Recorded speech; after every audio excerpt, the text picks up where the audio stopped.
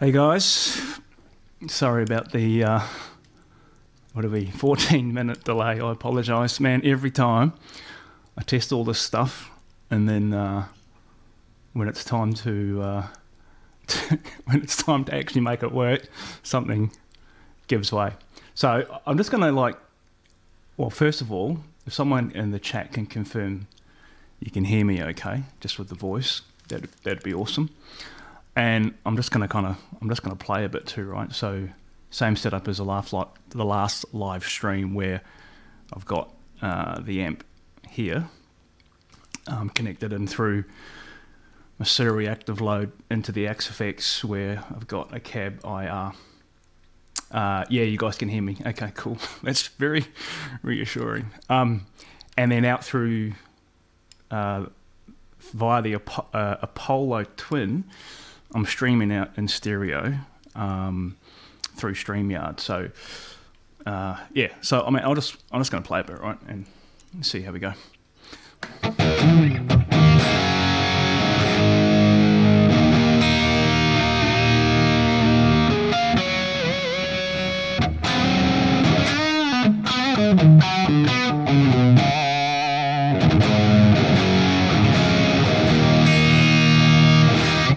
Dave, g'day.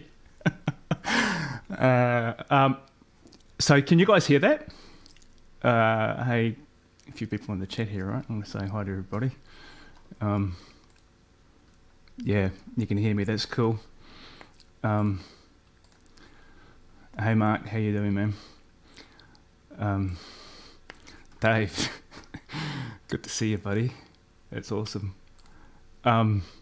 Mike, yeah, man, what is it for you? 7 o'clock in the morning? I think you're over in Perth, right? Yeah. Shay, dude, we haven't chatted for a while, man. Time to catch up.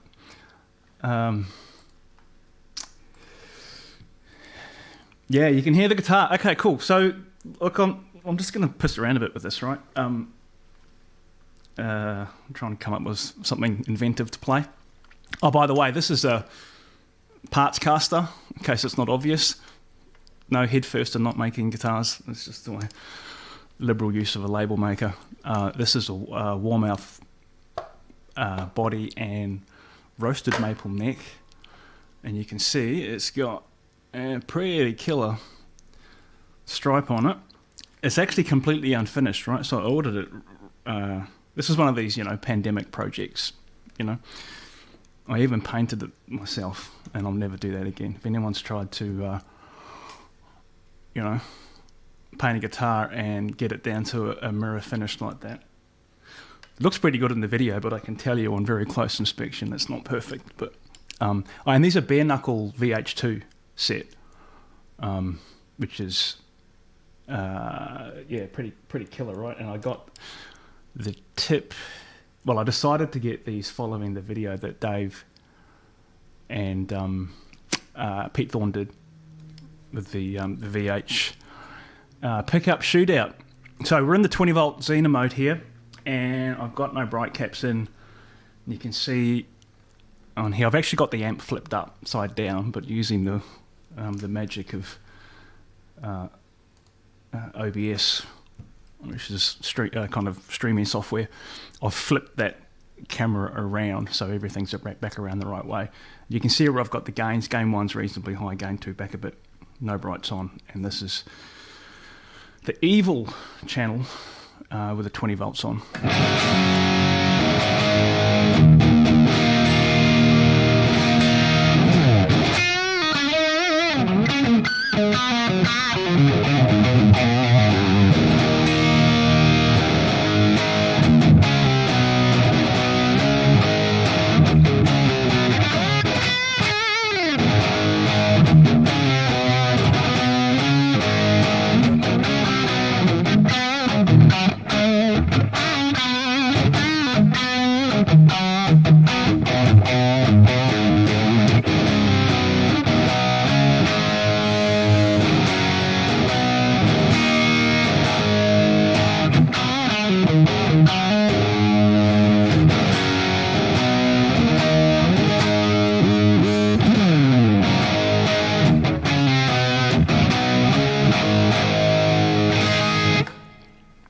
why that came out.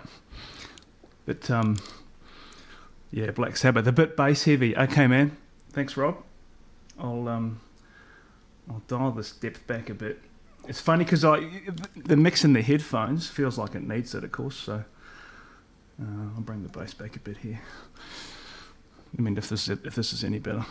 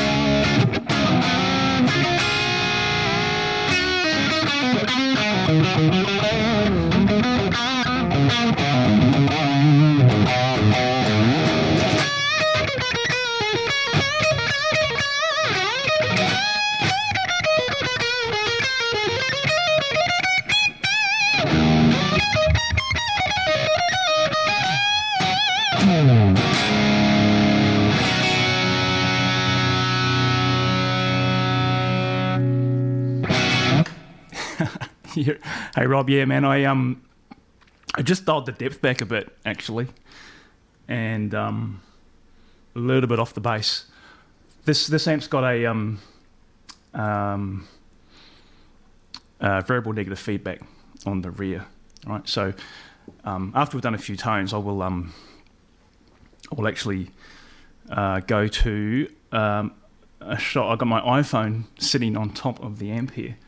So I want to talk to you guys about how here we go, about how I actually wired in the FET boost, which you can see on the left hand side of the picture. So we will get to that, and I can see that technology has failed me to some degree because that camera oh shit, the camera which is focused on the dials on the amp has frozen, and that was one of the reasons why I was a little bit late. I was trying to get that to kind of restart. So, oh, there we go. We're back.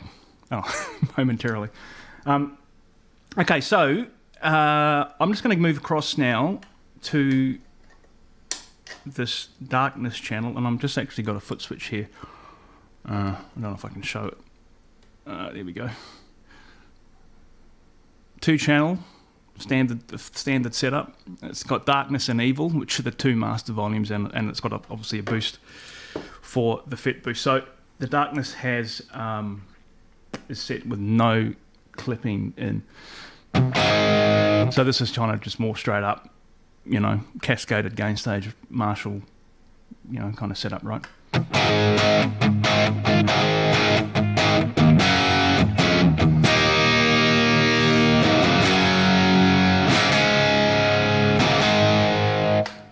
I always play AC/DC riffs when I get a sound like this. I just can't help it.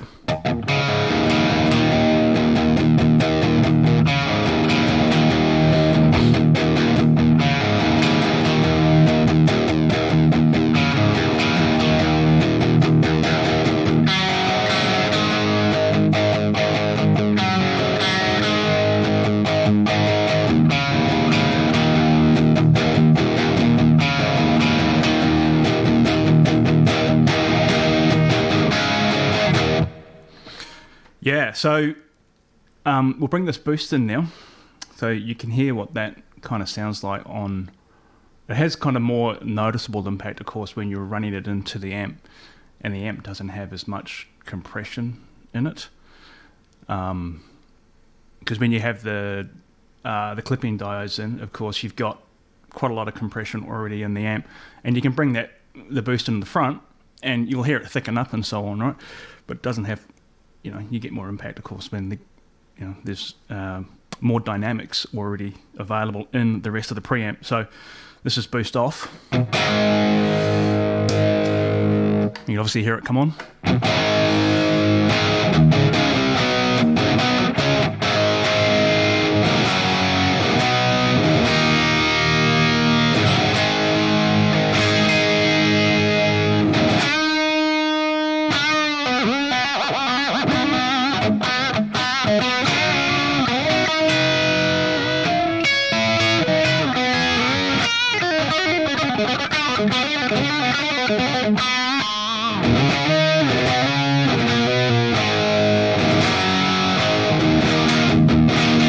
So you could actually kind of use that boost as a lead, right? So you know this could be your rhythm tone.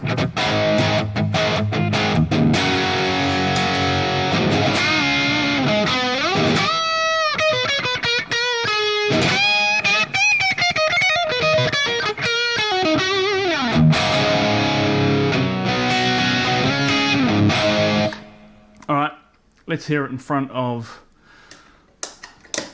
with the diodes in. So I'm back on the evil channel here where this is set with the 20 volt Zenas. You guys probably know, right?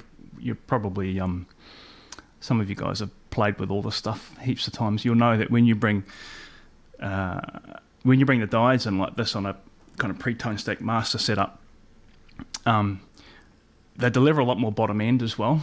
So kind of getting the balance between an amp like this that allows the diodes to be switched completely out and back in again. It's a little bit tricky, but yeah, you definitely get more thump bottom end there, which is a tone, right? That's a thing in itself.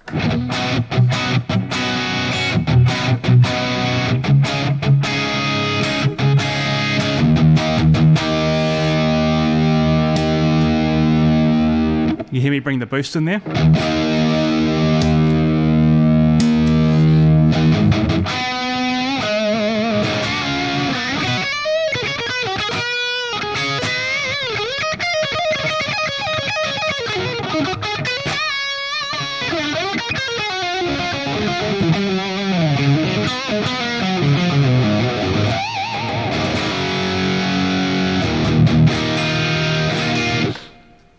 Kind of when you start to get to this level, I like to bring in one of the bright caps, particularly on the second gain.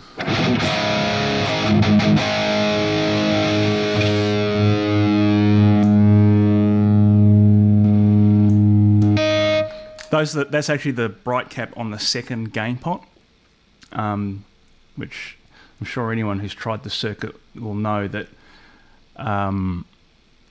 you can really kind of adjust how much kind of bottom end and take a bit of that muddiness out when you get kind of all this gain coming through, and as we know, the preamp can get a bit kind of bassy, right, and a bit out of control.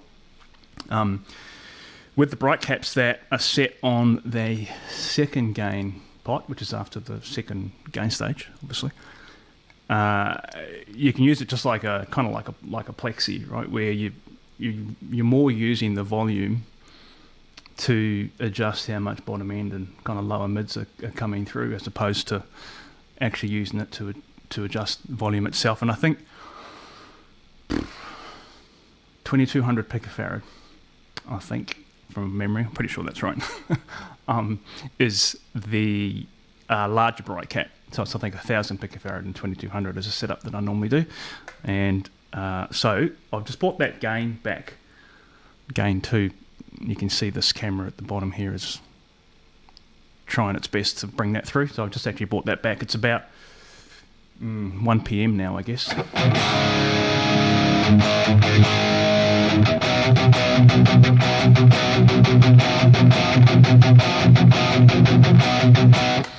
Nice and raspy, isn't it? Bring it up a bit.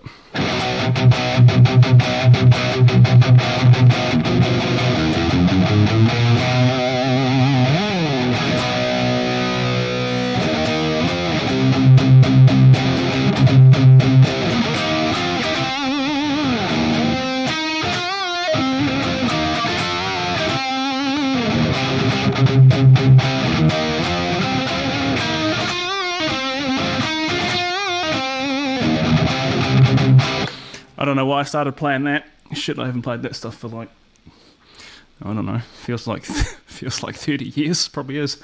All right. That's just kind of as a final kind of bit of a tone playthrough. Just taking the boost off there. I'm going to go across to back across to the darkness channel, where I'm going to set the amp with the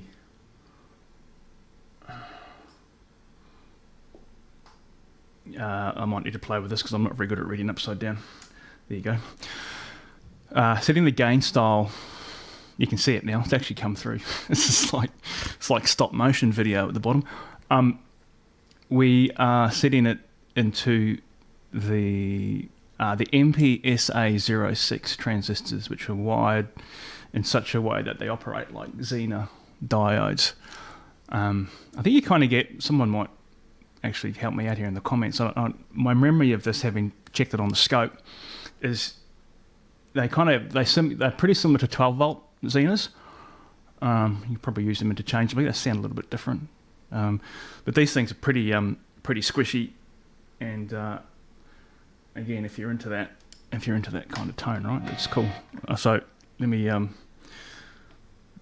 probably need to adjust the volume here to compensate.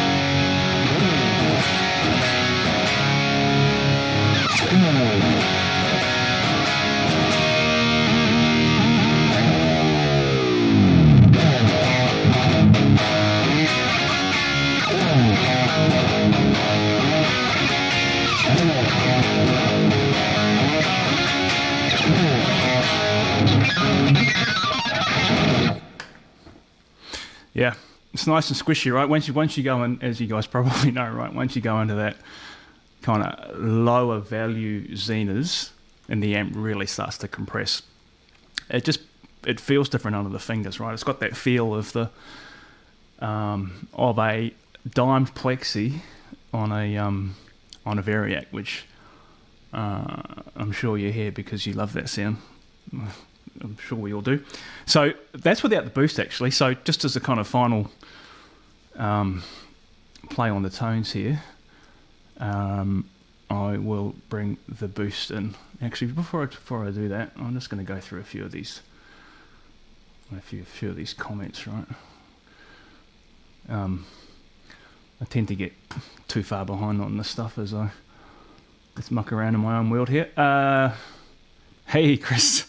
How you going, man? Hey, I was watching your social feed on the tour that you just completed. That looked awesome. It looked like you had a good time, man.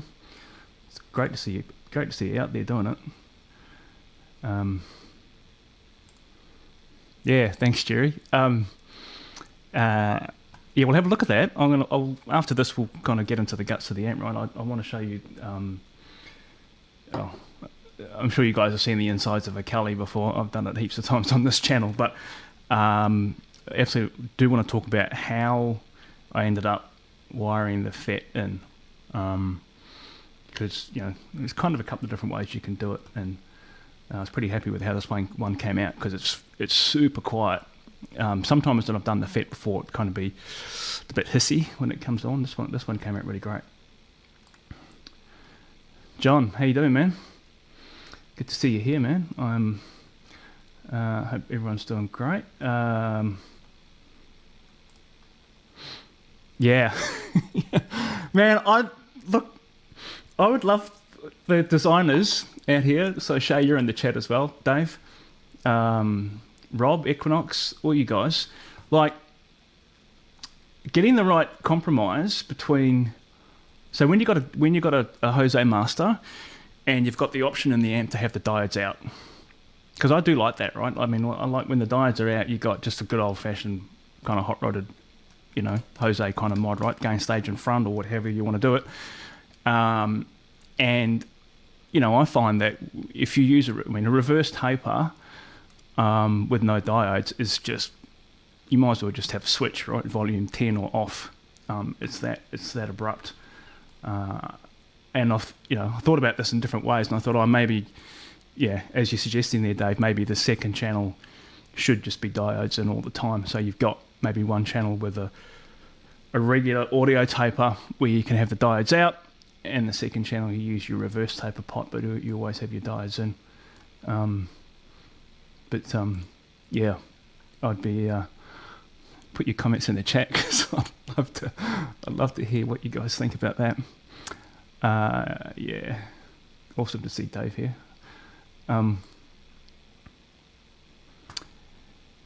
Yeah, look, man, it's a tricky thing, right? The whole kind of, what is it? Jeremy sent me a video. I actually posted, Jeremy at Ground Zero, posted a clip on his YouTube yesterday, and he's got this 1987X. It's not a Marshall build. It's someone built it, but really nice build using new old stock mustard caps and nice iron. I think it was Haber. Clean build, and he's just cranking it. I think it's just completely dying into his power station, and just going, man, how good is this, right? And I do tend to think that a lot of the work that we do in the design world with master volume amps, which most contemporary amps are master volume amps, is just to simulate a non-master volume on 10. It sounds awesome. So if you've got a power station or something like that, and you can control it, then yeah, it's the way to do it. Yeah, reverse taper, man. It's it certainly will. It'll feel much more like a regular volume when you do that. Yeah, Satch, man. Don't know about you guys, but I just remember listening to that Surfing with the Alien, man. Yeah, 10 volts. Okay, cool, man. Yeah, killer. Yeah, they're probably a bit more compressed than 12s, eh? So, yeah, man, that's a good observation.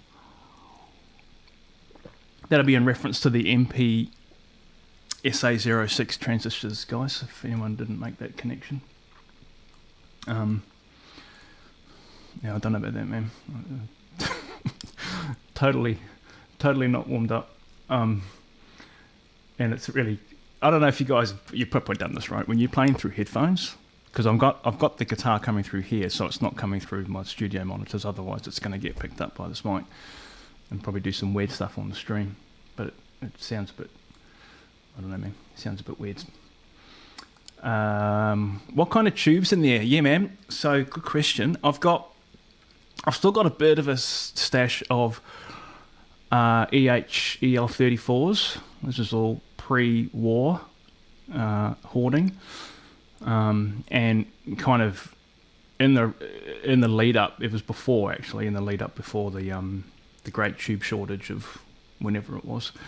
I bought up just before the kind of prices went up, actually, and got a whole stack of EL34s, and I've been using all those in the Altas, actually, that have been going out, and I've been using them in any of these kind of Cali style builds that I've been doing as well.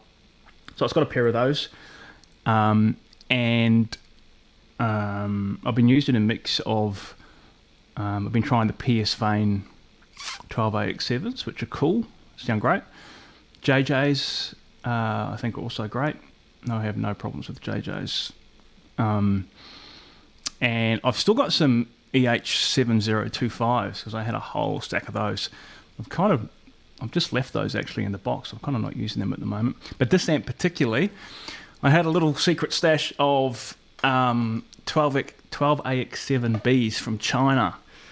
The old Chinese, from the factory that burnt down or whatever it is.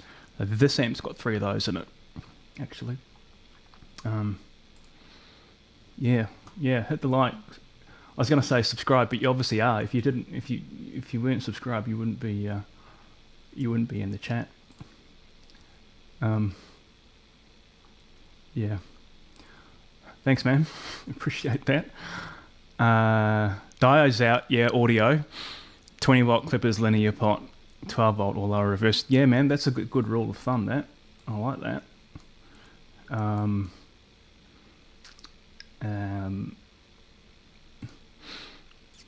Have you thought about doing a tube preamp? Yes, I have.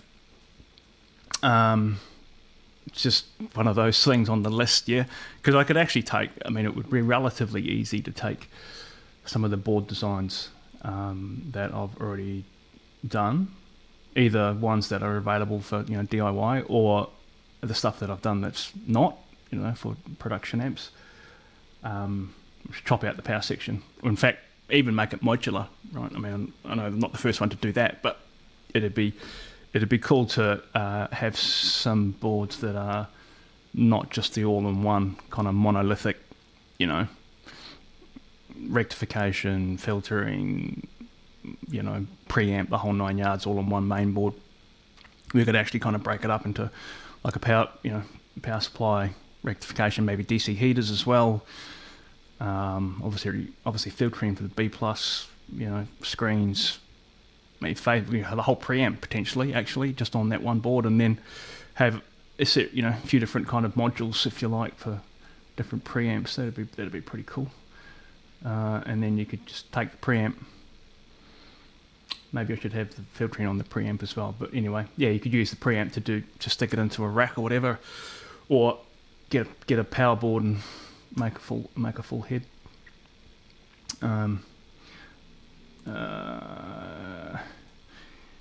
Yeah, Greece from Italy. Yeah, look, this is the Cali. So the guts of this amp is pre-tone stack master Cali that we do, and that schematic. It's on my website. I just published it. It's completely open sourced it because I'm not pretending for a second that this is a proprietary circuit that I invented, because it's not. So it's there for it's there for all, and it's based on obviously all the stuff that preceded it, most of which has been published in some way, shape or form.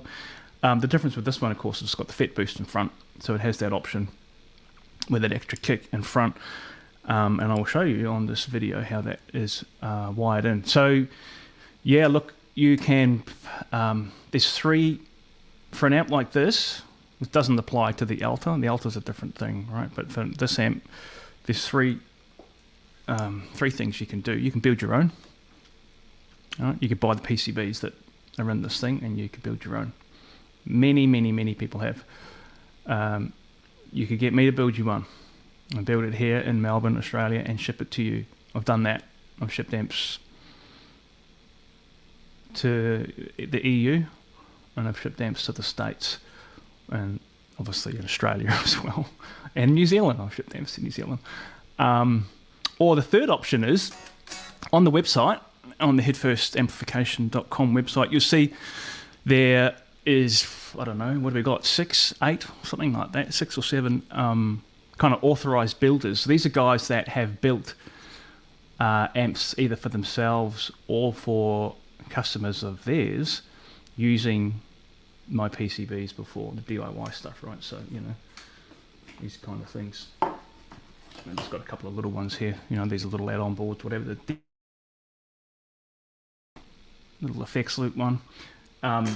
So those guys are actually now kind of taking orders, if you like, from people in their local markets to build amps using our DIY supply stuff. So there's a few different ways you can get into it there. Yeah, 1,500 New Zealand dollars, I bet. And man, I will say, I don't know where in New Zealand you are, but I hope that you weren't too impacted by the cyclone that just went through, because I know, what did they say? It's the worst weather event in New Zealand for 100 years or something like that. I've obviously got family back there, and thankfully everyone is okay, no problems.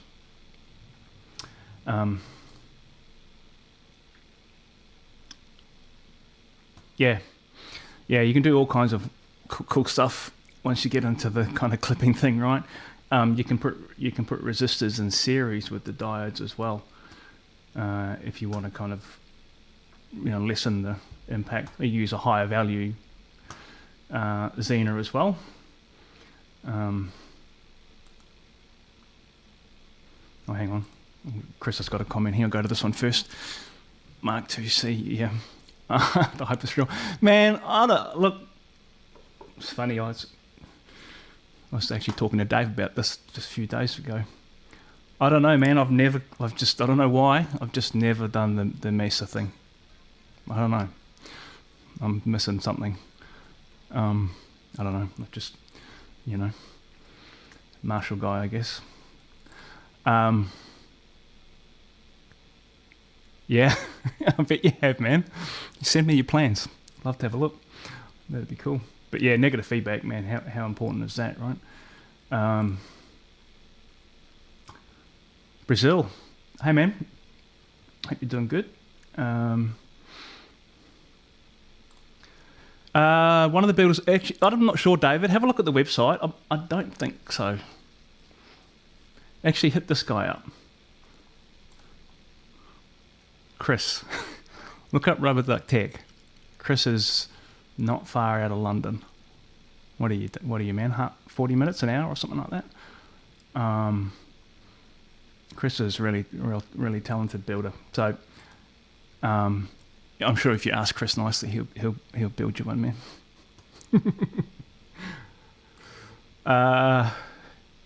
West Auckland. I thought West Auckland actually got hit pretty hard. Yeah, Hawke's Bay.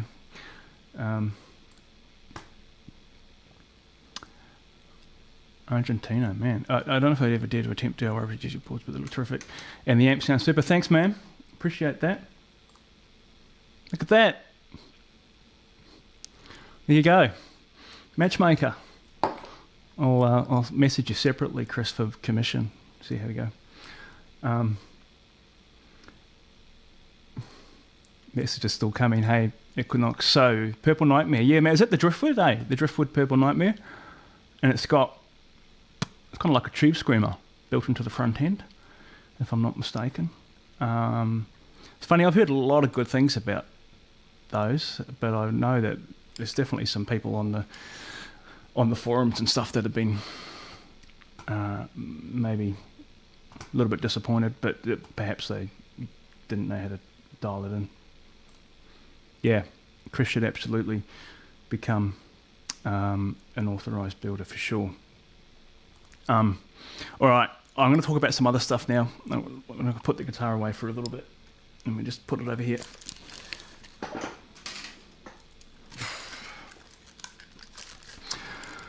All right. Hey, who listened to the the video that I posted on this thing? I'm sure you guys. Well, maybe you did, maybe you didn't. I hope you listened to the second half of it with the prank call. This is fucking hilarious, I reckon. So just a couple of other little points about that, and kind of how the name Evil Joe came. So apparently, the guy that made that call, Mike Martini, and I posted in the clip his Instagram account. He did that. So he was working at a tattoo parlor, and apparently during the quiet periods, he would when they were sitting in the shop but bored or whatever, he would just make these calls to entertain the staff and whatever else. Right, that was one of them, and he's friends with Scott Travis, who's drummer with Judas Priest and also played with Racer X. And Scott apparently brought that recording into the studio with Joe Barresi while they were working on the Judas Priest album, and kept playing it over and over and over. And then obviously, Joe ended up picking up the nickname. I think that's kind of how it went. But if you do some searching around, you'll see that Racer X have got a track called Evil Joe where that prank call is actually sampled. You can hear it, right? And it comes in through different parts of the track. And apparently, when Tool played Coachella, they, in front of 60,000 people, they opened with playing the whole prank call, start to finish, before they played the first track. So yeah, just a bit of trivia there on that. I reckon Mike, who did it, just a genius, right? So let's have a look at the Let's have a look at the build. Now, I just want to I thought I'd mention a couple of things about, let me just adjust this mic here. A couple of things about the main board, and then I want to talk about obviously about the FET and how that's all kind of set up, right? Because the purpose of this live stream really is to get to hopefully some useful information about how this is wired up. So the first thing is that this was actually built with there's a new board that I've got on the store, the online store. This is called the Cali hash or Cali sharp, depending on how you want to pronounce it. And this board is an evolution of the original Cali that we still have in stock. Actually, I think I got about, I don't know, less than 10 of the original one still kicking around. And the reason that I did this board was because I was getting, more often than not, I was starting to get requests for the simple clean channel. So you can add a kind of simple clean into this, right? So you've obviously got the two gains here, right? Each with a 3-way bright switch, and then you got the two masters here, two master volumes before we get into the tone stack. And these master volumes share the gains, right? So in other words, gain 1 cascades into gain 2. So it's kind of, it's an amp in its rawest form. This amp is set up to just be a gain machine all day. So if you want a clean tone, it can be difficult to get a clean tone without just rolling the volume back. All right, so you kind of roll the volume back, and you get that kind of like you would do with a Marshall amp, right? But it's obviously not super clean. So what we started doing, and what a bunch of guys have done with their DIY builds for these to add a clean channel, is to use the little relay boards that we have, and you kind of stick a relay board in here in the wall of the chassis, double pole, double throw relay, and you can effectively kind of get a simple clean channel that's coming off the first triode, the first gain stage here, this one, and kind of run it off into just a single volume, and then with a bright cap or 3-way bright switch, and then off into the phase inverter. It's the simplest gain setup you'll ever have. One triode into the phase inverter, but you get some pretty great results actually, just as a simple clean. It's perfectly serviceable. So what I did is just basically incorporate that into here, right? So this relay on the end here, and C4 is just to set up the simple clean, and then we've added some additional relays on here. There we go, one there and one there, to allow the channels to come back together again. So you have kind of like, you got the simple clean, and then you got the two gains. The two gain masters are switchable, and then you got the clean, and they come together, and those relays in the middle there are, bringing those together. That goes off into the effects loop and phase inverter. So let's I think we want to talk about the FET boost. Actually, one thing I'll mention, negative feedback.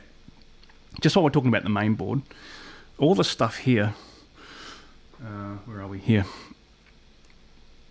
Which is unpopulated. This is a negative feedback line with a space here for a depth setup, a fixed depth setup, and a few different resistors here to change negative feedback. These are kind of here if you were using this board and you didn't have space on the chassis. Let's say you're putting it into a lunchbox size or a more compact chassis, and you didn't have room for a depth pot and or a response pot, and kind of eliminating the variable negative feedback with the response is probably one of the most common things that gets chopped out when you're needing to kind of compromise on the amount of pots that you can have based on the chassis you're using or the head cab that you've got or whatever. So these things here are all blank and unpopulated in this build because we do have a variable negative feedback, which is this pot right here, just on the edge of the picture here.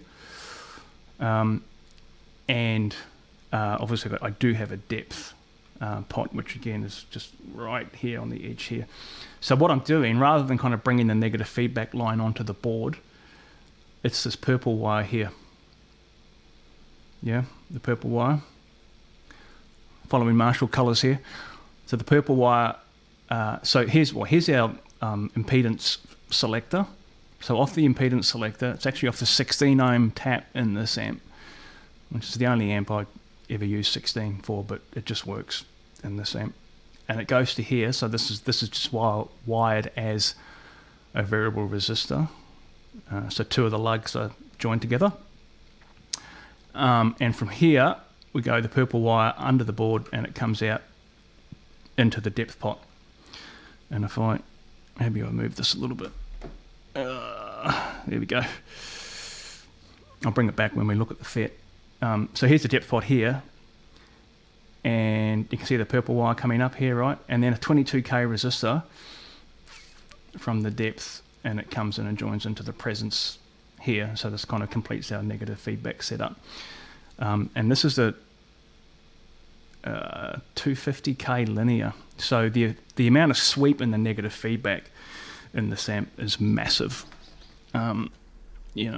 Some might argue it doesn't need to be that much, but it just works. I think what I've got, I just voice this stuff so that when the thing's at 12 o'clock, you put the response pot at midday, and that's, for me, is kind of how I would have it voiced. And then obviously from there you can move it back and forward. If you were losing the response pot, which is common, sometimes with these chassis, you've got to have a clean. You're going to have a volume pot for your clean channel. Everything moves over one.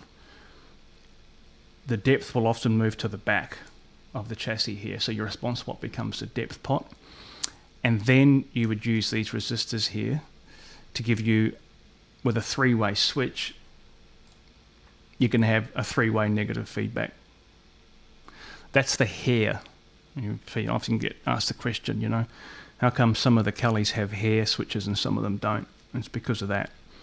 If you lose the response pot, then we put a switch on the front, and you've got a three-way negative feedback selection. Right, so wiring in the FET. Okay, so first thing, powering this sucker. So this has got an LND 150 in it, which are like gold at the moment. Like, I received a message this morning from someone in Europe who wants to build, I think they wanted a FET boost actually. Can't get LND 150s. I'm sure you can find some on eBay or AliExpress if you want to take the gamble, but I've actually bought components like that from AliExpress and never had an issue. Always turned up, always been fine. Never been a problem. So let's just have a look here, man.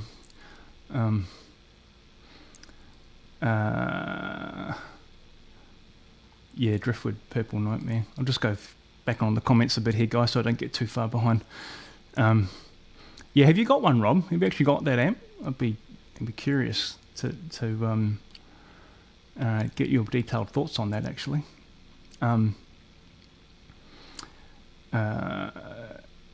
Yeah. Yeah, I don't know. Thanks, man.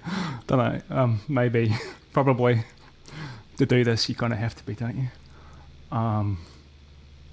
Dude, Brad, how you going, man?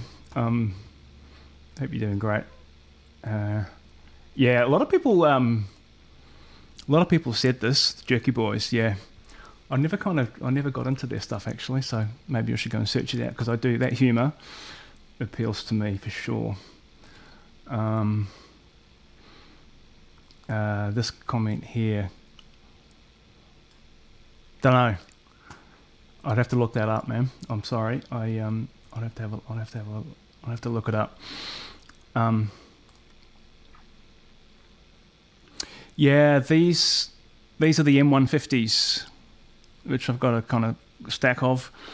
0.68 bypass caps here. Those are MKT 1813, top of my head, I think. But yeah, these are the Mallory 150s, which they're great. They're fine, right? Probably not as good as the Synergies, but not as expensive. And yeah, look, I think they're great. They're fine. Yeah, thanks, Alex, man. How you doing? Yes, these are Omrons, Brad, which also went through. I don't know what the stock levels are at the moment, but I know for a while there they were bloody hard to get. I bought some in bulk. AliExpress. I got heaps of them, big long tubes of them, and they were all great. No worries. They're legit. They don't look like kind of. I don't know. Is there such a thing as an Omron knockoff? I don't know. But yeah, they're all great. So let's talk about powering the FET. Okay, so it's an LND 150, and if you know your LND 150s, you kind of know that they run high voltage lines. So they're very much like a triode in that you got to set them up with a B plus that's in the hundreds of volts. It needs to be well filtered, and you set the LND 50 up with effectively using kind of triode tube terminology. You set it up with a plate resistor and a cathode, and it's got a coupling cap that comes off the plate. Like if you look at the schematic for this thing, it's like, yeah, it just looks like a triode, right? And it behaves like one and has the kind of characteristics of one in terms of its performance, I think. So the first thing is you got to get a B plus supply for it, and this is this red wire here, which is kind of, if you look at this thing now, it's probably pretty obvious. Now I'm actually just got to tapped it straight on. I didn't actually put in the board design. I didn't actually put a separate pad to tap this off, because I don't know, when I did the board design I wasn't thinking about the FET boost, but it's easy enough to tap it off. So this is a plate snubber cap for the first gain stage in the Cali, which I don't use. I actually don't use it in this design. I don't think it needs it. You can use it, obviously, kind of if you want to knock some really high end out early on. So this was a spare space, and that end of C20 it is on the schematic. This end here is connected straight into the B plus line for the preamp for V1. Okay, so that's where the FET is tapped off.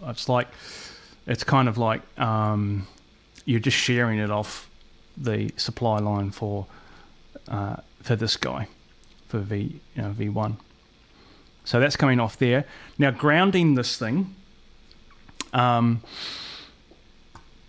you got to ground it back at the input jack. Okay. Now this has got a relay on it. You can see this relay here. I will talk about switching. One of the things I want to get through before we finish the stream is I want to talk about how this is wired in terms of audio path, but how it works from a switching, relay switching perspective as well. And so this needs a 12 volt supply. The FET board needs two power supplies, two lines. It needs the B plus for the actual LND 150, so it can operate, as a gain amplifier, and it needs to make it foot switchable. This is a foot switch jack right here. You need a 12 volt supply to it. Okay, so this other red wire, which you can see around the back and it comes over here, I've got 12 volt DC heaters in this amp. All right, I'm sure you guys already know this. So the V1, 2 and 3 phase inverter. Yeah, I got the phase inverter as DC as well. This is a 12 volt DC line here off, a filtered and regulated 12 volt DC line. So it's super smooth. So I'm just tapping off. You can see literally tapped off that tube socket 12 volts. You've also got a ground here. All right. Don't use that ground for the FET, because that ground, the ground that you supply to this board is an audio ground.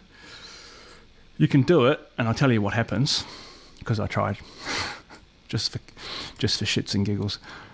If you ground this board here, you'll hear, what you'll hear is 100 hertz or 120 hertz if you're in the States. It hums like a bastard. And it's because this is a dirty ground, right? This ground here is connected directly to a bridge rectifier that's been used to rectify probably a 15 volt AC wind on the power transformer to set up the 12 volt DC. And that's a dirty ground, right? You do not want that ground anywhere near your audio path. Try it and you'll find out, right? And you won't do any damage. You'll just go, oh man, that sounds bad. So what you want to do is you can have happily tap your 12 volts on here for the relay, but your ground for the board,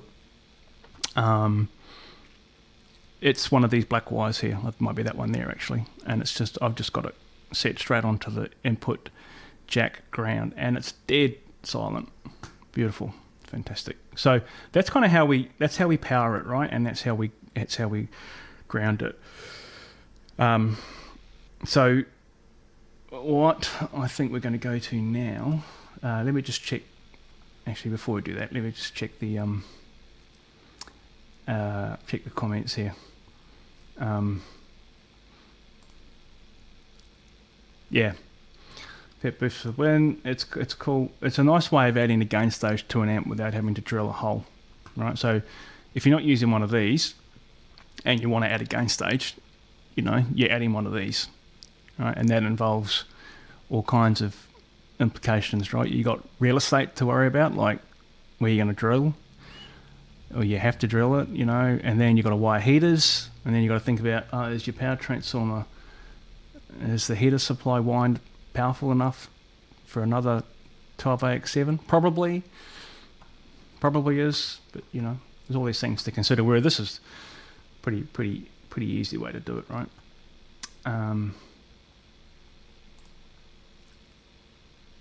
Yeah, this board here, which is on standoffs, and it's on the side wall of the chassis. This chassis here, stainless steel chassis from Nick at Stereotone, but it's using my design. So this is the Cali chassis. And so everything is pre-drilled on this chassis, right? So the standoffs for the board, everything, you just drop it in, and a lot of the kind of hard work is done, if you like. And actually on the side wall of the chassis, I've got it pre-drilled for either this board.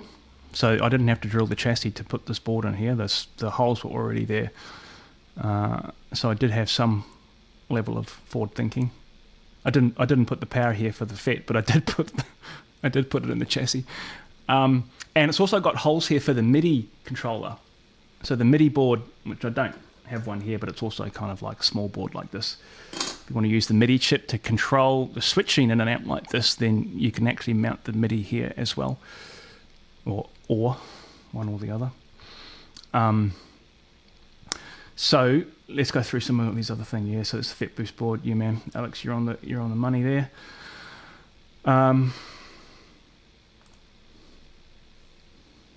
Yeah, that's not good.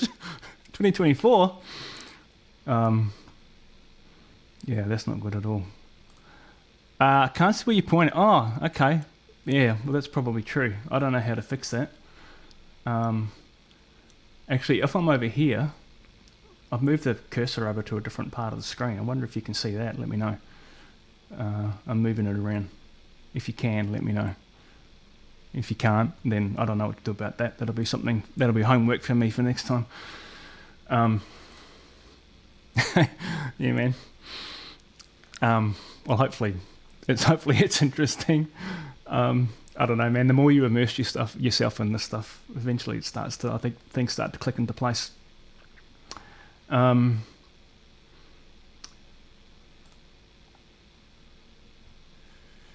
Channel 2 into Evil Joe territory. Yeah, look, what you do with Dave's amp, I love the small. I actually had a small box here. Guy from Roland, Australia, actually sent it to me, his personal amp. And he just wanted it a little bit brighter. So Dave and I chatted about that and just, made it very simple. Very, very simple change to the voicing. But I guess, I don't know if Dave's still in the chat, probably not. But what you would probably do is you'd add a SAT kind of network to it, a die clipping kind of implementation, which could be done. Could be done to that amp, definitely. I mean, the good thing about Dave's amps is the construction method is just like this. In fact, I'll put it the other way around. My construction method is just like his. Not surprising. Hey, Dave's the chat, yeah. Yeah. So what that means, of course, by construction method, what I'm talking about is that the... let me just bring this up more detailed, see if you can see it. You see how the pots at the bottom of the screen, they're all hand wired into the PCB. Right, so the PCB is just the kind of the main board in the in the middle of the chassis there, but the tube sockets at the top and all the pots, they're all just kind of hand wired into the board. Now, it's more labour to build it this way, but it does mean that it's arguably easier to service than having PCB mounted pots and all that. But it also means that you can change it. Like, you can change the configuration of this wiring to add in, change the position of the master volume, add in diodes, blah, blah, blah, whatever, right? So short answer is yes.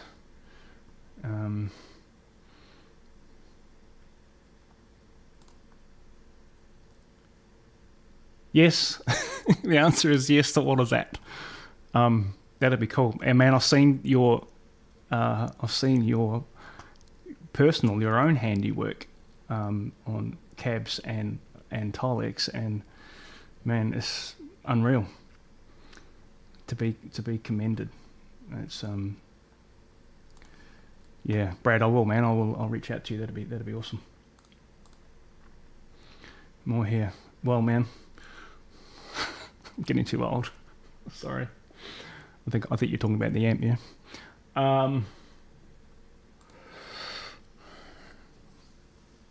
Grounding issue causing noise, yeah. Man, I tell you what, right? Grounding, and I guess this applies to rigs and pedals and all the rest of it. Dave would know heaps more about this than I do. But one thing, in terms of rig building and all the rest of it, but after years of pissing around with these amps, I've come to the conclusion that almost all noise is to do with grounding. There's other things like gain, hiss, and oscillation and all that kind of stuff, right? But grounding in amps, and in terms of grounding scheme, I don't just mean, grounding as in, it has to be grounded. Well, yeah, of course it has to be grounded. And it has to be grounded well. You've got to have a really, nice contact point to the chassis. But your grounding scheme in terms of, where are you grounding the mains filter, the bias, wind, the cathodes for the power tubes, the screen supply node, the phase inverter supply node, the preamp, the input jack, all of that. And it's different from amp to amp design to amp design, and the type of power transformer you're using, right? So if you've got a power transformer with, high voltage secondary that's not center tapped and grounded, you might get different results than if you're using a power transformer that has a grounded CT on the high voltage, right? In terms of your grounding configuration. So, this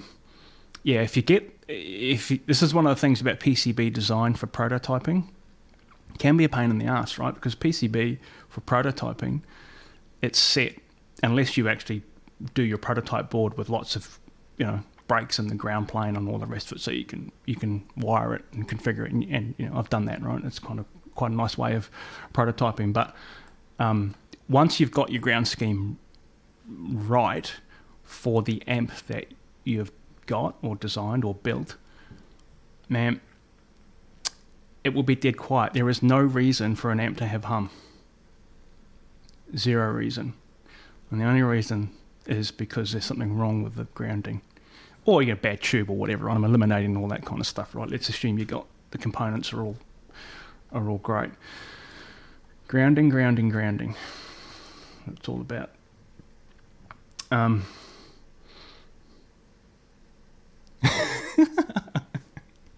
gotta love you, man. Freaking mess up, man. I won't touch those bloody things. I've never even opened one up, and I've made a promise to myself I never will. Not interested. Yeah. All right, man. It's everything, man. And I reckon also that you can have an amp, functioning and working and like sounding cool or whatever, right? You get a little bit of hum in the background, it's a bit annoying or whatever. You fix that because something in the grounding scheme is wrong. The amp will sound better too. Like all of a sudden there's this clarity. It's just bit of note separation, man. It makes all the difference in the world. All right.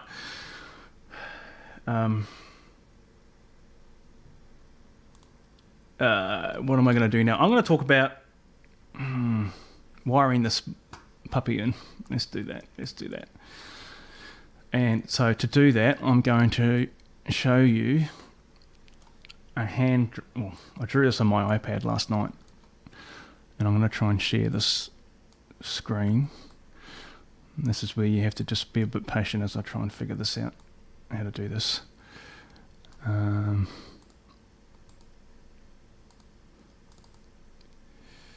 That looks better. Okay, let's see if I can share this. Share screen. Window.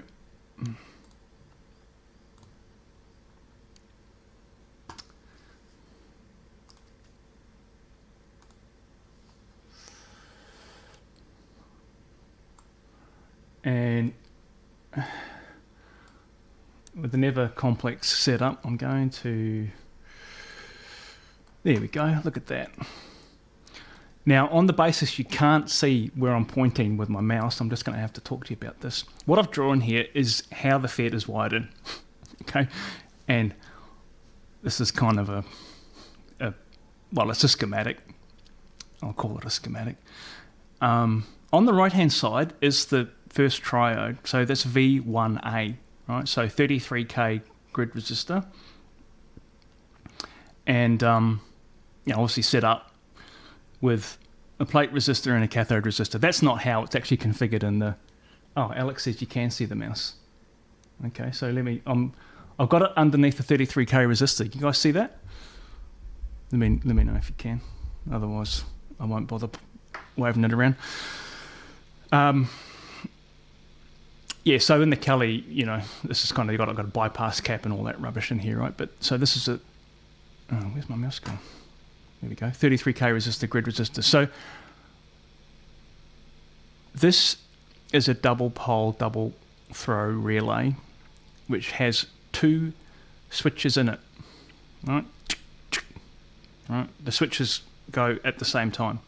So this is kind of like, think of this as your input to the switch, and then you've got the two poles, right? So this line here is to designate that the switch is one way, and then when the relay triggers, both poles, or both switches move over to the other pole. So the way this is shown is in the normally closed position. The FET is in the circuit. So I want to talk about how it's set up when the FET is out of the circuit. So when it's out, both these switches will be triggered and over. They'll be at the other side, and you can see it kind of disconnects through here, and then off to the first gain stage. So the FET is completely out of the circuit.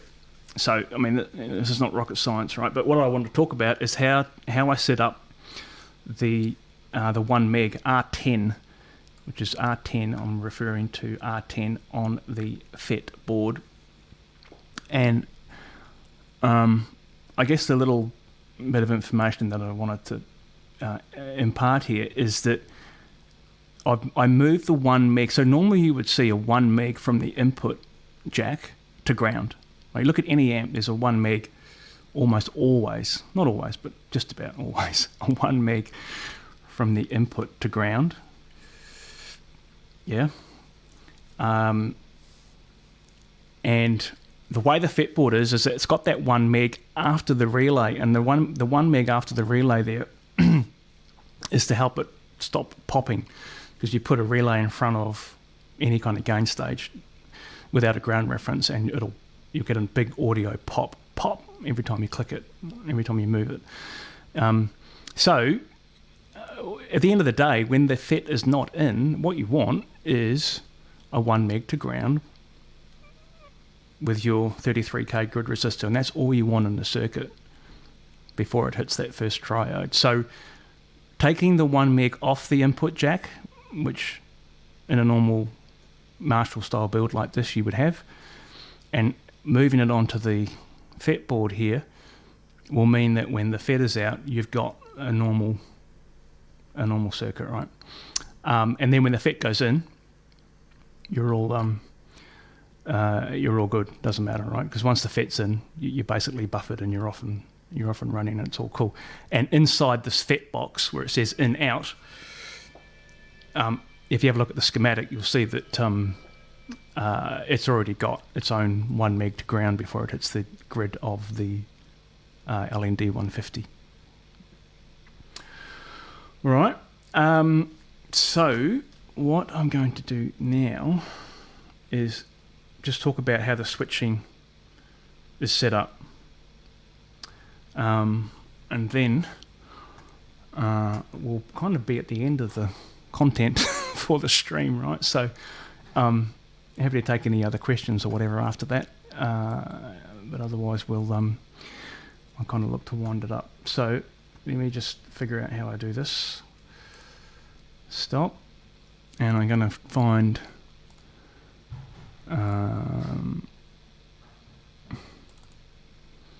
another hand-drawn schematic, which I did last night on my iPad, which is a mix of kind of layout and schematic combined. So the purists will go, what the hell is that? But, you know, just the way I draw it, I thought it hopefully would make more sense this way.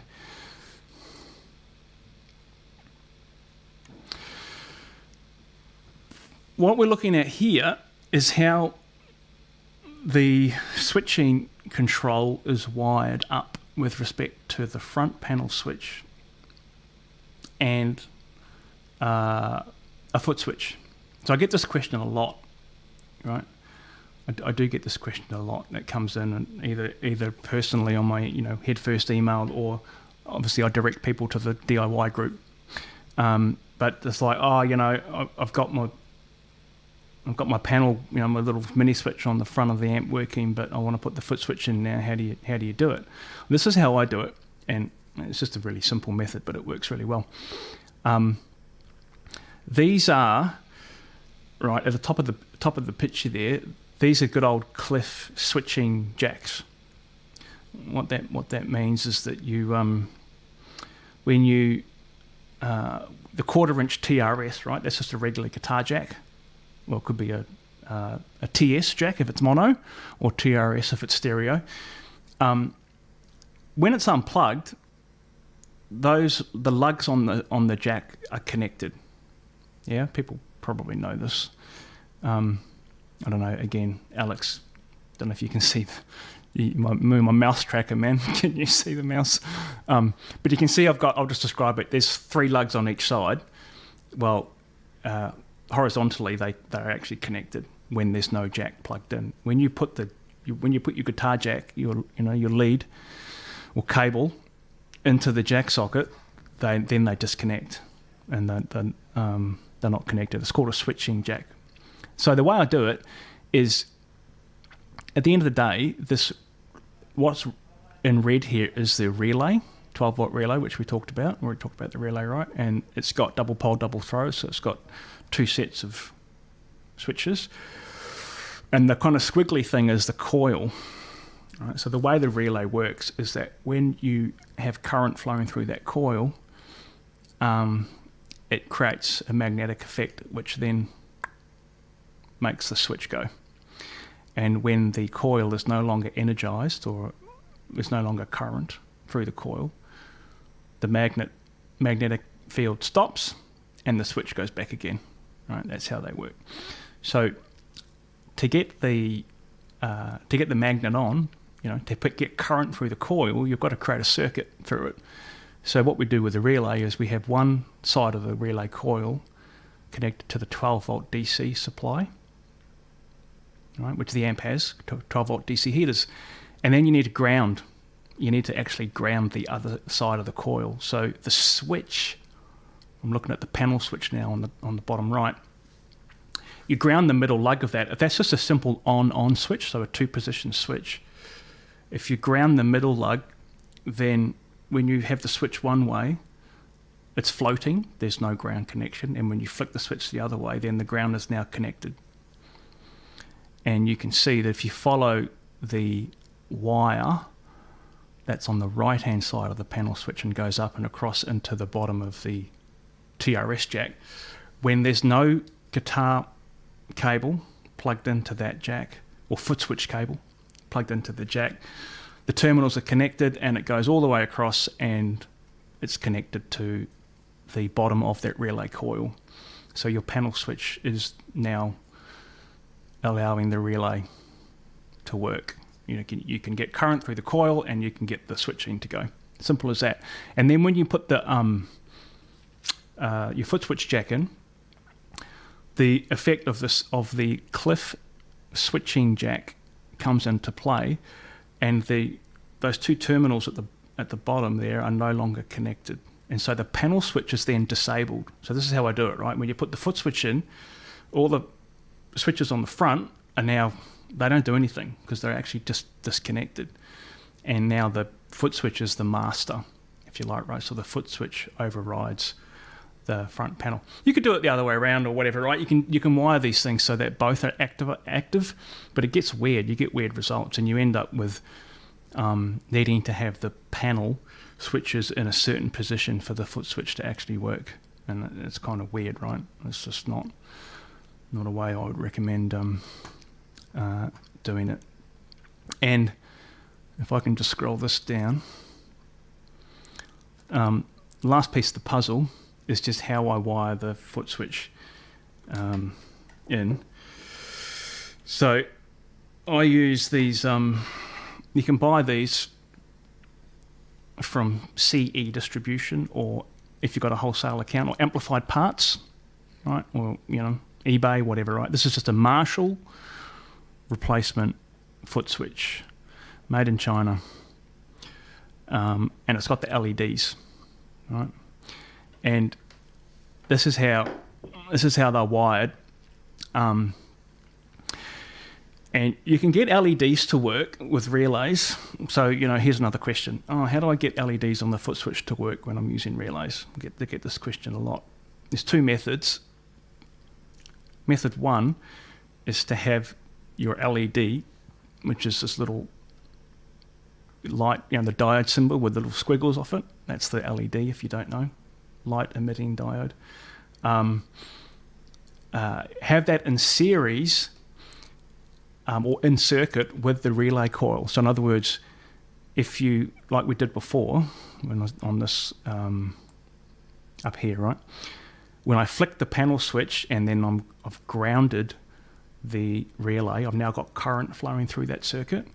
if I've got a LED in line, in series with it, it'll glow. All right, one way to do it. The issue with that, it works, it's fine. The issue with that is that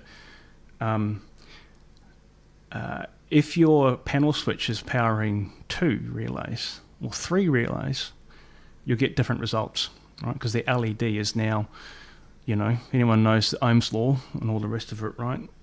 That 12 volts is divided across the loads in circuit. So as soon as you start putting, these relay coils have resistance, yeah, like might only be 100 ohms, but as soon as you start putting more relay coils in series in that circuit, you're changing the distribution of the voltage and the overall current that is flowing through it as well, because as you're increasing the resistance in that circuit, you're reducing the current, and so the LED will get dimmer and dimmer and then stop working depending on how many relays you've got. So it's simple and it's kind of common sense, because you think, oh, well, when I activate the relay, then the LED goes on. But there are some drawbacks to it. The other way to do it is how kind of Marshall do it in these replacement foot switches. And this screen grab here, where it says SPDT latching, is straight from the spec sheet, of that foot switch. And this works the other way around. So it says what it does is that the LED lights up when the relay is not energized. In other words, when the ground side of the relay is floating and there's no current flowing through the relay coil, then the LED lights up. So it's kind of opposite, but you just take it into your design thinking, right? So, for example, with the boost on here, I want the LED to light up when the boost is on, when I hear it, you know, and I can hear that it's on. So in terms of designing the way that the relay worked on the FET board, I did it in such a way that with this style of wiring, as they do it in the Marshall foot switches, the LED will light up when the relay coil is off, and when the relay coil is off, the FET is in the circuit. It's kind of like the opposite. You know, probably doesn't make sense, but yeah, you just got to kind of design around it. But the advantage of this method is that it doesn't matter how many relays you've got running off that switch or off that foot switch, your LED will always light up and it'll always be the same brightness, and so on and so forth. And the little rule of thumb there is if you're using 5 volt relays, you use a 1K resistor in line there with that LED. And if you're using 12 volt relays, which I mostly do, you want 10K at least, maybe 10 or 12, somewhere around there. If you use 1K, you'll find that the LED lights up and nothing happens. It doesn't let the relay actually flick, right? Well, guys, I don't know if there's any questions on all that stuff. Not many, which makes me think that it probably wasn't that useful. I don't know. Hopefully it was, right? Let me just go through the rest of the chat here. I think there's only a couple more comments, and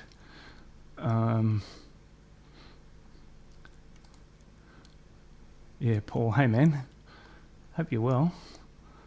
Why does it hum? It doesn't know the words, dude. Yeah, Brad's in on the joke. Awesome. Yeah, I do. Oh, mate, everyone needs an assistant for sure.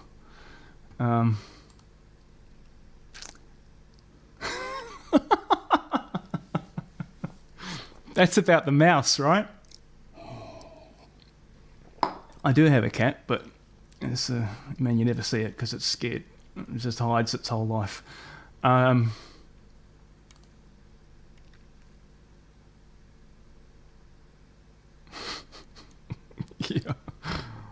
that doesn't sound very nice.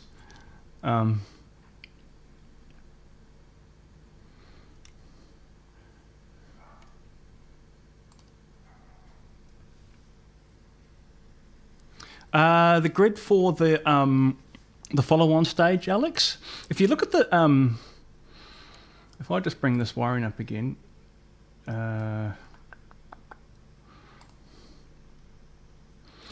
you see the 33k resistor at the grid here. This is the grid for V1A, right? The first triode tube stage. The way the wiring is here, I'll just move your question off the screen for a second. So from the input jack, we go into the FET board and then out of the FET board into here. So yeah, that 33k there's right on the grid resistor. Anything else to do with the LND 150 is just actually on the board here. Oh, I should say, one of the things I wanted to mention. This red cap here is the coupling cap off the plate. We're just going to use tube terminology here, right, of the LND 150. You can play with that value just the same way you would with any coupling cap that you would with a triode, right? So I think in the default schematic that I have up on the Google Drive, this is showing as 22 nanofarad, or 0.022.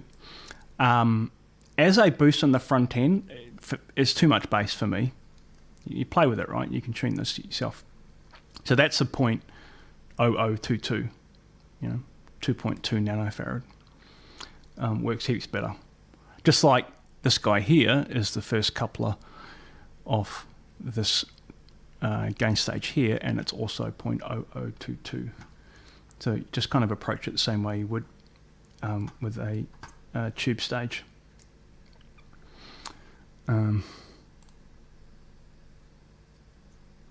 Yeah, probably. Probably. Hey, John.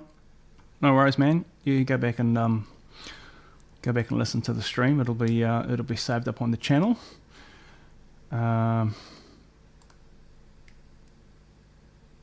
Yeah, it's a good one, Jerry. Look, one of the things that, like in the Alta 100, I did include in the MIDI control, you can switch the loop in and out. And when I was kind of first, putting that design together, I was like, do you need it? And then what I found was feedback actually from other players. So some people were starting to use the MIDI board that I have as a separate add-on to their amps. And also just some kind of general feedback when I had the prototype of the amp, of the Alta up and running. I was pleasantly surprised at how many people said, yeah, I want a switchable loop. Because they might have like just a delay pedal in the loop of their amp, and the delay pedal might actually be sat back on top of the head rather than, running out 4-cable method or whatever, or having a, send and return with 20-foot cables all the way out to your pedal board. You just have a short cable run, send and return, and have it back at your amp, and then just use the MIDI to bring the pedal in. So I totally understand why you do it. It kind of works pretty well, I reckon.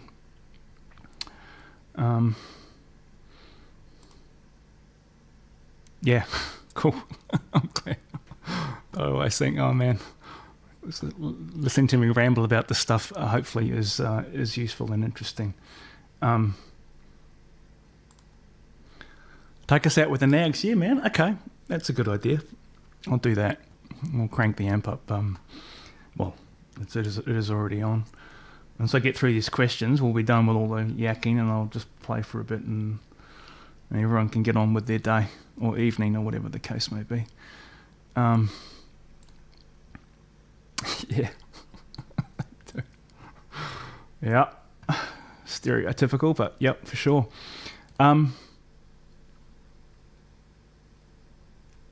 Yeah, I've never tried cascading the two FETs together. Look, there is someone. Actually, Dave mentioned this when he came on the channel for the live stream a few weeks back. There is a design. Someone's done a JCM 800, like a 2204 kind of 2203 style amp, wholly out of LND 150s for all the gain staging. I've never heard one or whatever, right? But apparently they work pretty cool.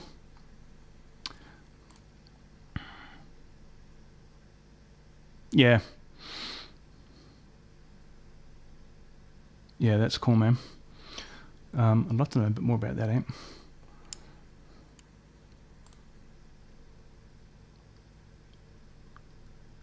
Yeah. Yeah, exactly, Alex. It's probably the way to do it, because you get the thing about the loop. The thing about these loops, right? This is your good old LND 150 standard loop here. You dial them in, obviously, with the trim pot, so that when they're bypassed and when they're in circuit, they sound the same, the same amplitude. No loss in volume or no increase in volume. But you'll find with experimentation that if you've got a clean channel, a different kind of gain structure and all the rest of it, it can be difficult to get the right balance between different channels and different kind of preamp gain staging and so on, so that you get it sitting perfectly on your gain channel, and then you go to clean channel and it's like, oh, it's a little bit out. So given how transparent these loops are, it's not a bad way to do it, right? Just have the loop in circuit all the time and switch out the send and return jacks only. Definitely a good way to do it. And yeah, with the FET, just back to Anthony's thing, I've never tried that in the Origin. Yeah, I'm interested to know where you stuck it. Did you put it in the sidewall like this, in the side of the chassis? Same way. Interesting, the SV, the Studio Series amps that Marshall have, the 20 watters, they don't have sidewalls. Those chassis are open at the end. Maybe they've changed it, but certainly the first generation of those had no sidewall at all. The chassis just bent over, one sheet, that's it. But the Origins, which are, the cheaper amp, actually have sides on the chassis as well. So I'm assuming that's where you mounted it, man.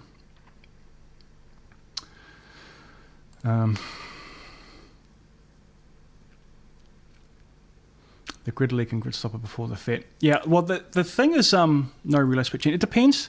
I was talking before about the 1 meg, the grid leak, the 1 meg to ground. You just need to be aware that, have a look at what your resistance to ground is when the FET is not in circuit.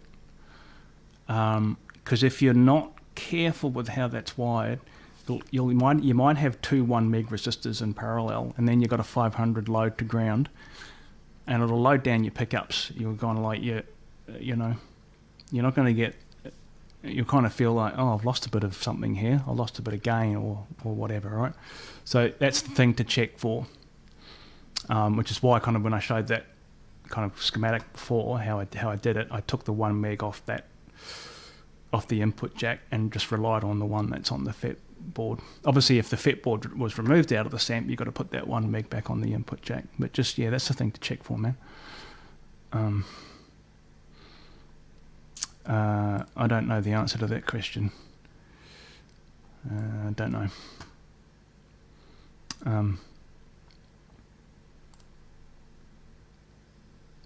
Yeah, that's it, Alex. I thought it was a Russian dude, but I couldn't remember his name, man. KMG. Okay.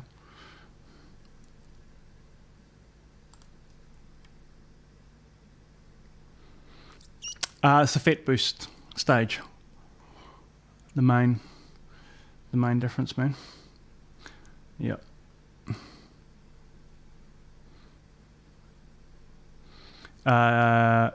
Cool. Yes, absolutely can get one with the switchable, the fixed loop. This is actually switchable with that switch on the rear, so manually, but it could be done with a relay, which would make it foot switchable. Yeah, it could be done.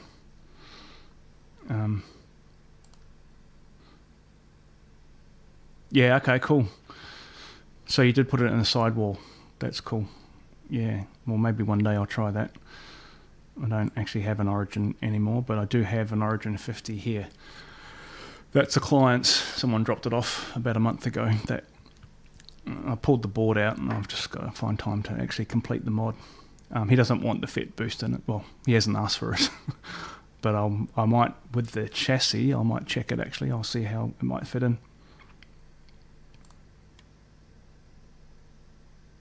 Yeah, I bet they do.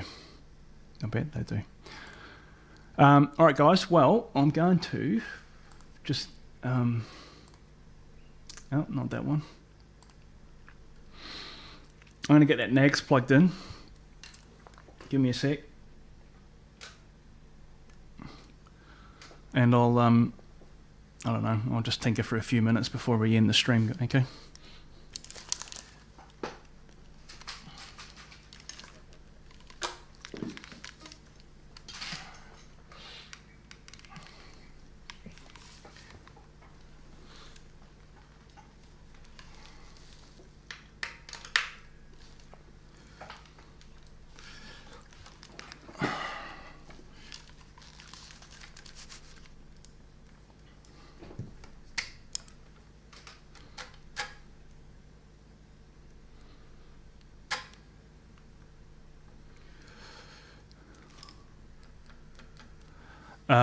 I don't know what's going on here. I've lost audio for some reason.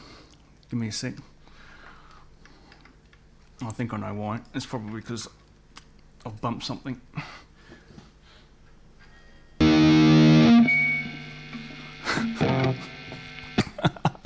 Sorry.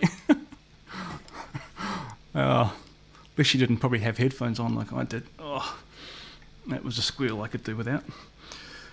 Right.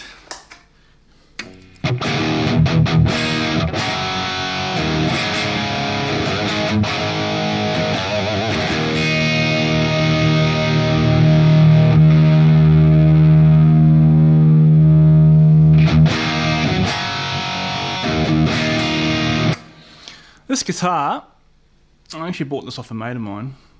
I don't know, 4 years ago maybe, something like that.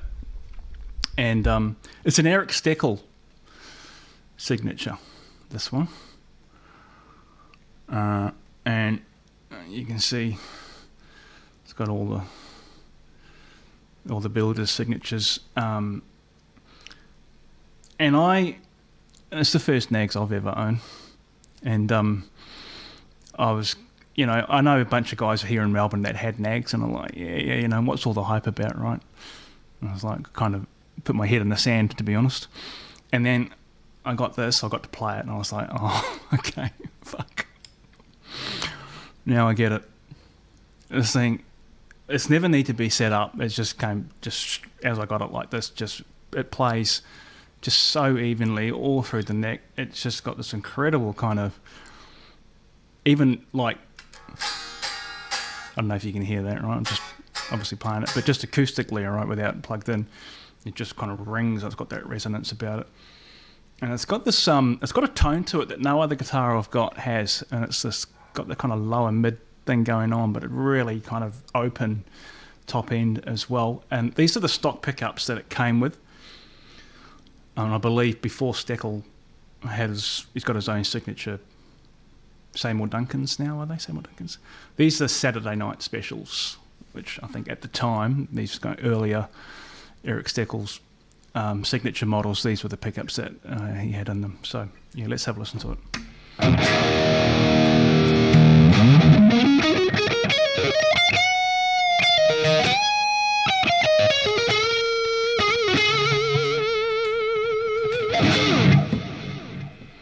It's going to play... Oh, hang on. Let's fucking bump it again. There's something there that I need to fix, obviously. I've just going to brought a my Eventide Eclipse, which is in the rack here. I brought that in here, so you can kind of hear a bit of circular delay going on.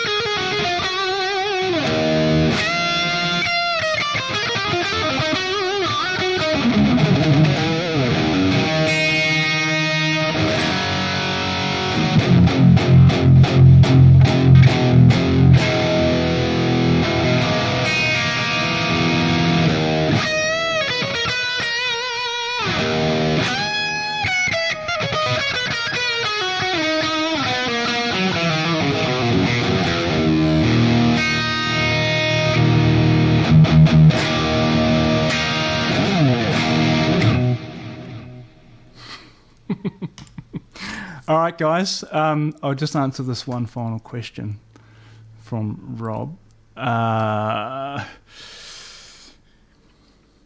Yeah, so I just mentioned that, man. These are the stock pickups that it came with. These are Seymour Duncan Saturday night specials, and in that, this parts caster here, those are bare knuckle VH2. Yeah. Yeah, bare knuckle VH2. Yeah, Dave, man, that's exactly right. So these, before he had a signature pickup, I think he was using the Saturday night specials, and I don't know how different his signatures are, the candies to the signatures, but yeah, I've just kept the stock ones in here because this guitar just sounded great straight out of the gate. Yeah, that's it, man. I think these are kind of like, I don't know, 12k DC, the bridge pickup. It's pretty, hotter than a PAF. But they just work. They work great on this guitar. Yeah, man. Yeah, the stock ones. There's one guitar that I've resisted tinkering with. Just left it as is.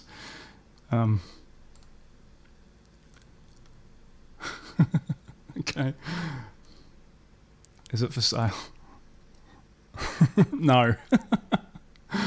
No, man. This is one of the ones that this is a keeper, I think. All right, guys, we are 1 hour 40, and I think I'm going to wind it up here, and we'll see you back here again in the not too distant future. Hoping to get Dave back on the channel at some point. Hopefully Dave will be up for it. I think he will be. I've already asked him and he said yeah. So we just got to schedule that in, and maybe we can get a few other guests coming along as well. And I'll keep you. I'll kind of keep this format going, right? You'll see. I've kind of had to slow down, like the kind of produced videos. I've had to slow those down a bit because I just don't have enough time. Man, they just take so long, editing and all that kind of stuff, right? But when something notable or what I think is special, I'll make the effort to do those.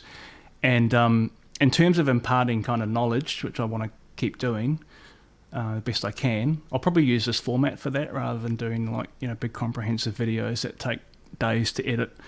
I'll probably just do this kind of stuff on the fly and make it a bit more interactive as well, so you can kind of, anything I've missed or forgotten about, you can ask as we go. All right, guys, enjoy your evening if you're in the States or the other side of the world. And for us down under, it is just coming up to midday on Sunday in the future here. So I'm going to go and grab some lunch now, I think, and maybe another coffee. See you guys. Catch you next time.